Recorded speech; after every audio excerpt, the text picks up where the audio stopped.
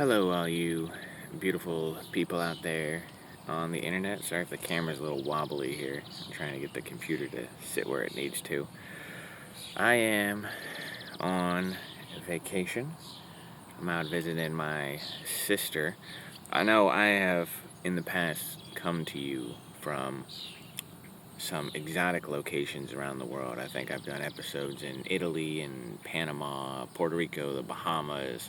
Kind of done a little bit of world traveling in my time, but I might be coming to you from the most exotic place imaginable. The city that never sleeps, the Windy City, city on a hill, Champaign, Illinois. Look at that. Ooh, yeah. Look at that.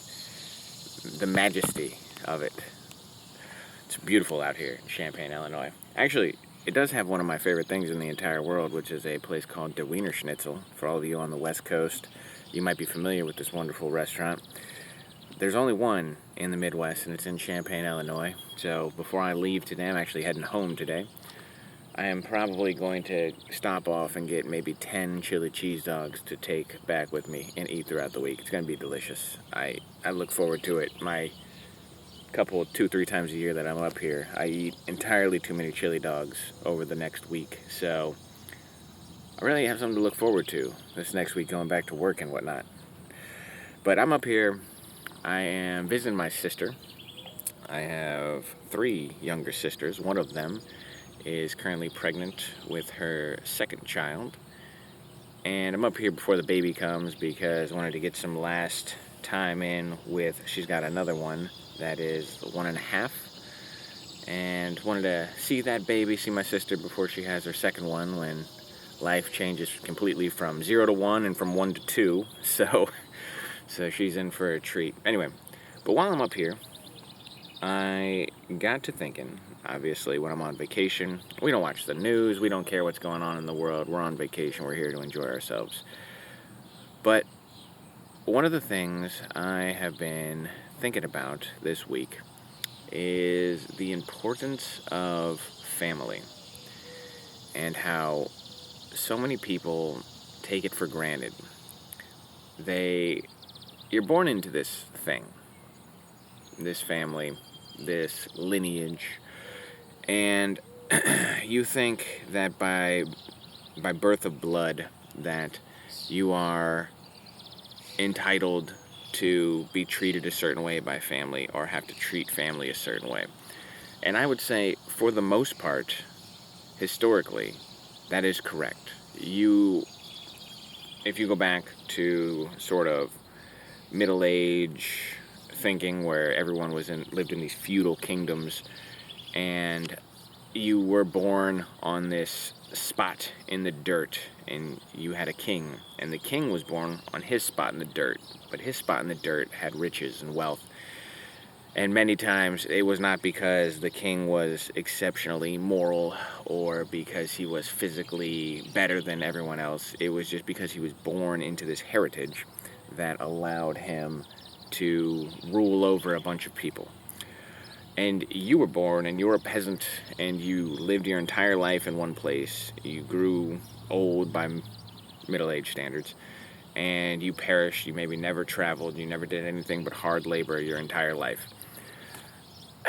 The one thing that you had, even back then, was your family. And your family, a long time ago, people used to have a bunch of kids, and they had a bunch of kids because a lot of them died, but also because they needed workers, because they worked in farms, they were serfs, they plowed fields, and they grew crops, or they worked as a blacksmith, and you needed someone to help you make weapons, or you whatever the trade was that you worked, your kids went into that trade. Everything was heritable. Your position in life was heritable, everything. And you go back even further than that, and you have this Moses going up on the mountain, and he comes down, and he has 10 rules. He said, hey, I just talked to God, got off the phone. He gave me 10 rules. Well, you know what comes before murder and adultery and theft? Honor thy mother and father. There's a reason for this. The reason is because family has always and will always be important.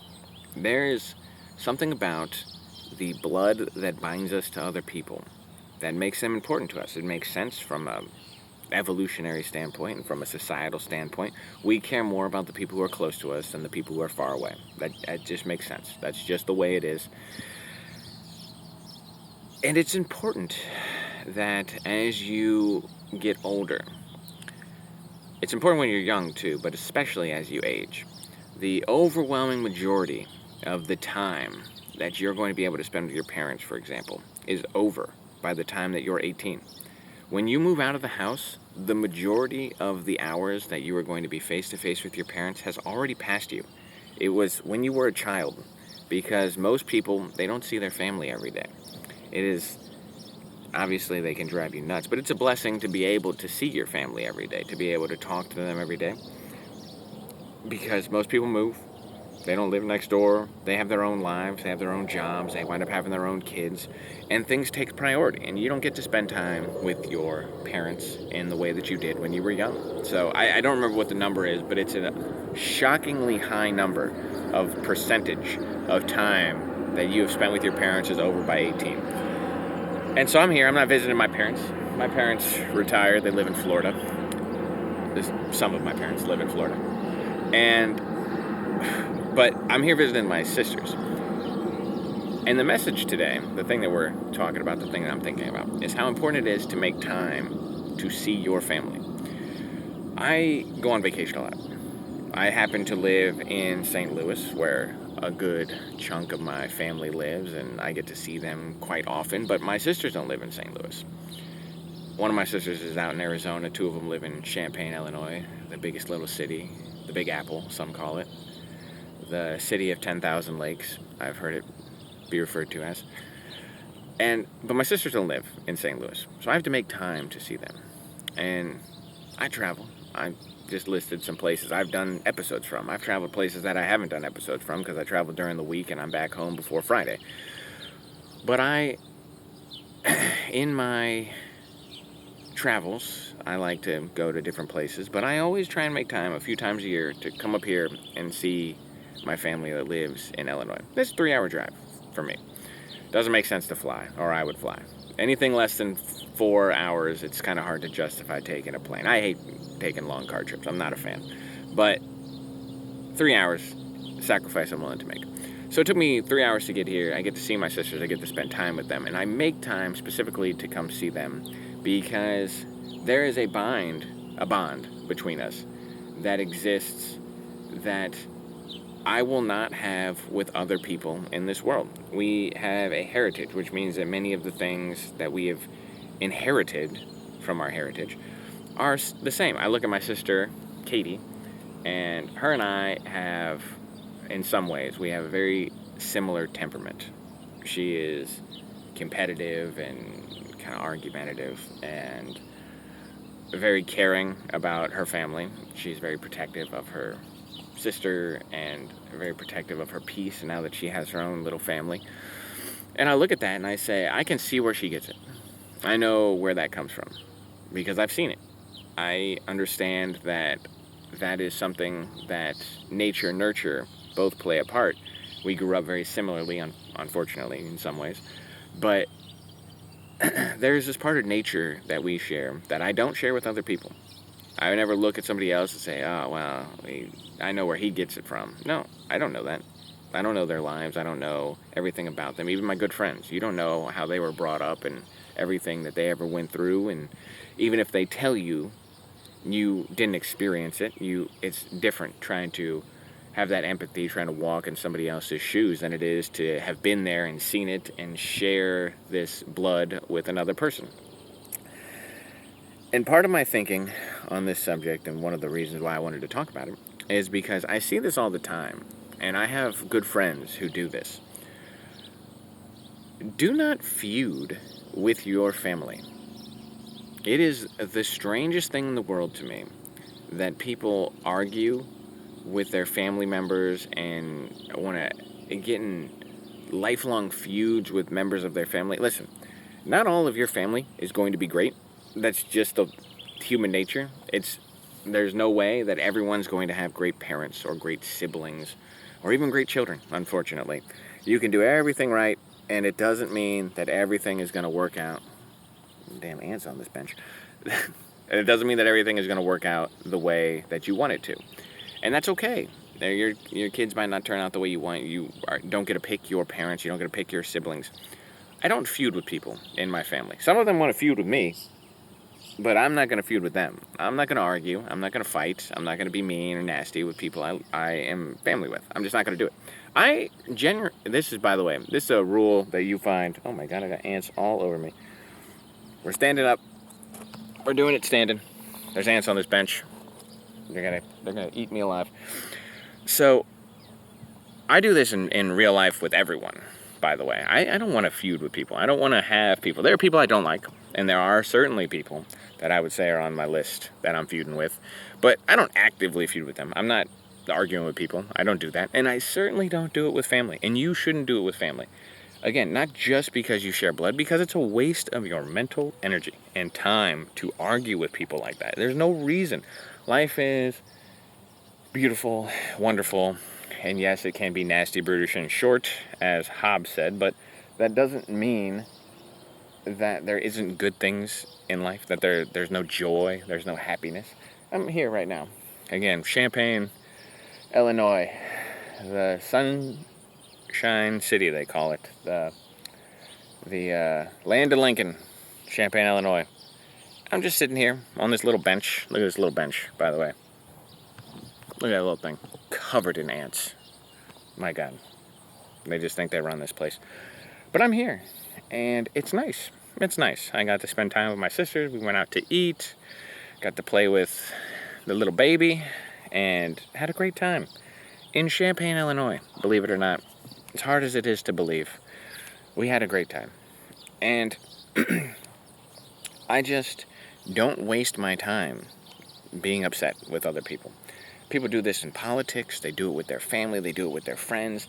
Something makes you upset, something gets you angry, and you just allow it to influence your day, influence your mood. There's no reason to do that. There's just absolutely no reason to sit there and stew. People in my family have been rude to me at various points in my life, and you know what I do? I brush it off. I don't engage with it. I really don't harbor any ill will or negative thoughts about people. People are rude to me on the internet. It's fine. I'm a big boy. I can take it. But I just don't engage. There's no reason to engage. There's just no reason to waste your time doing that. And especially with these people, you have a built-in system. You have a built-in system of people who, in theory at least, should love you and care for you. I am not going to say anything negative about my parents, but I didn't have an easy childhood, I would say. It wasn't easy. And a lot of people have told me, or I shouldn't say a lot, a few people have told me that there were points in my life where if I didn't want anything to do with my parents, it would have been a very justifiable move. Now, I never even occurred to me that should have been a way that I handled it and just cut them off. Because now, as an adult, my mother and I have a great relationship. She's great. She's a wonderful woman, and she has her flaws. Everyone does. But I accept her, and I love her. And she loves me a ton, I'll tell you that. It annoys people sometimes how much my mom loves me. They get real jealous. But we wouldn't have that relationship if when I was 16 and she made mistakes, if I just said I want nothing to do with her. Or if I harbored that animosity and anger and I brought it into adulthood. I'm 35 years old. 35 years old. I can't imagine ever uttering the phrase, well, I'm like this because my parents were bad, blah, blah, or I'm like this because my dad was mean or my mom had problems. First of all, I'm not trying to be rude. Grow up. If you're in your 30s and you are still blaming mommy and daddy for your problems, you need to take some responsibility. At a certain point, it is on you. It's your job to take control of your life. You cannot blame your parents for everything bad that ever happened in your life. I happen to be lucky and be surrounded by a large family, most of whom are wonderful, wonderful people. They were able to step up and fill the roles that my parents, when I was younger, failed to do. And not everyone's that lucky, and I understand that. But at the same time, at a certain point, you have to realize that you can make excuses for yourself all the time. You can hold these this ill will and these bad feelings inside, or you can turn them outward towards the people who wronged you, in this example like I'm giving, your parents or your siblings, whoever it is. But what does that accomplish in life? It's not going to get you anything. It's not going to make you happy, that's for sure. And it's certainly not going to give you the opportunity to grow. Forgiveness is something that, me personally, I have struggled with in my life. I have a hard time moving past transgressions against me. I don't forgive easily, but that's a flaw. It's not a net positive. It's not a good thing in my life. It's not an attribute that I would list among my better qualities, and it's one you have to grow out of.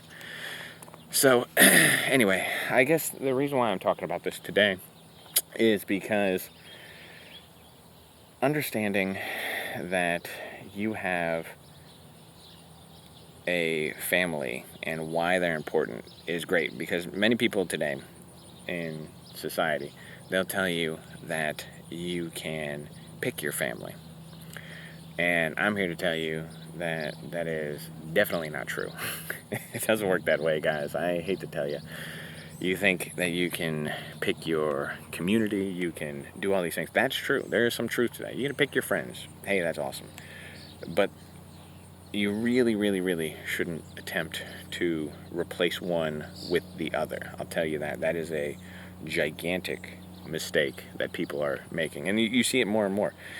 This idea that because you can pick your friends or pick your community, that you can just discard what you're born with. And it's a mistaken kind, mostly because you have the unfortunate aspect that you have a bunch of people in your phone right now that you're not related to. You scroll through your contacts list, you might have 200 names in there. When you ask yourself the question at 2 o'clock in the morning, who can you call, and who's going to show up to help you in your time of need, when you need money or a place to stay or whatever, you're going through heartbreak, the reality is those 200 names, you'll find that they dwindle quickly, because you might have 200 acquaintances, but how many real friends do you get in life? I know, for example, I have one who is my absolute best friend, would do any of those things that I just listed for me. And outside of that, I have some good friends that I think would help. But really in life, the kind of friends who are lifelong friends who are going to be there for you, you don't get that many of them. And you can't replace an entire family structure with a bunch of people you chose, because friendships are fleeting most of the time. I've had some friends who I would say they didn't ever dethrone Kristen for the top spot in the friendship list. But I had some friends I would consider sort of best friends that existed in my life for a year. For 1 year, this person was really important to me. We were great friends. And then friendships change. Things happen. They move. You move. You lose contact. You switch jobs. Maybe you work together and they switch a job and they're busy and you're busy and life gets in the way. It happens. It's nobody's fault. It's not blaming somebody. But this idea that you can just pick people and they're going to be there for you for life and they're going to replace your parents or your siblings or your cousins or your aunts or your uncles, it's not true. And we shouldn't so readily discard people. Now, there are times, your parents, your cousins, whoever it is, that they're just bad people. I get it. I'm not talking necessarily about them. I'm not talking about the abusers or the people who are just cruel or the people who take advantage of you. They steal, they lie, they cheat. I'm not talking about those people. But those people, those truly, genuinely evil, mean-spirited people, they don't exist that often in life. So much of what we feud with people about is just petty bullshit. And there's no point to do it. It's unnecessary. It's not pleasant. You just don't need to do it. You don't need to bring it in your life. Anyway, I guess the takeaway from this is that you should take some time. Go spend some time with your family. Make calls. Call your parents. Call your siblings. Text your cousins. You don't have to call them. But spend some time. Go do some things that would be good for you, for the soul. It'd be nice. I got this cute little dog walking around. I'm going to end it there, but I want to real quick read something, and we're going to end it there. So this is funny. This is often referred to as a poem. It's not really a poem, but it was actually a piece of prose that people have formatted into a poem. But I actually like the poem. I think the poem, it would have been nice as a poem. But this is from John Donne. We probably talked about it, or I've quoted it before, but I'm going to read it in its entirety because I really like this poem, and then we're going to end it there. It's called No Man is an Island. No man is an island entire of itself. Every man is a piece of the continent, a part of the main. If a clod be washed away by the sea, Europe is the less, as well as if a promontory were, as well as if the manner of thy friends, or of thy own were.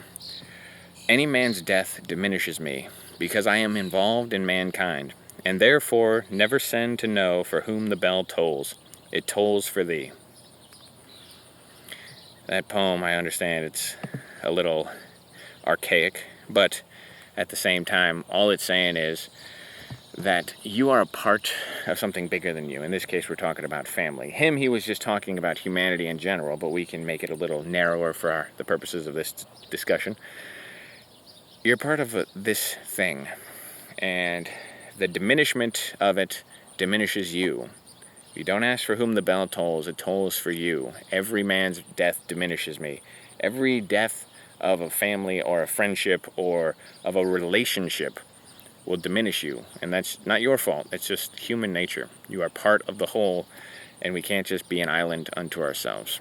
Anyway, thank you all for indulging with me. I know that these vacation episodes sometimes, I know what you're looking for, the hard-hitting news, but we can't live our life by the news. We gotta just, things are more important than the news and politics and all that stuff. It's important, but it doesn't run your life. Anyway, hope you guys have a great week. I'm going to catch you next Friday. Until then, I'm Tyler Chrestman. This is the Chrestman Conversation.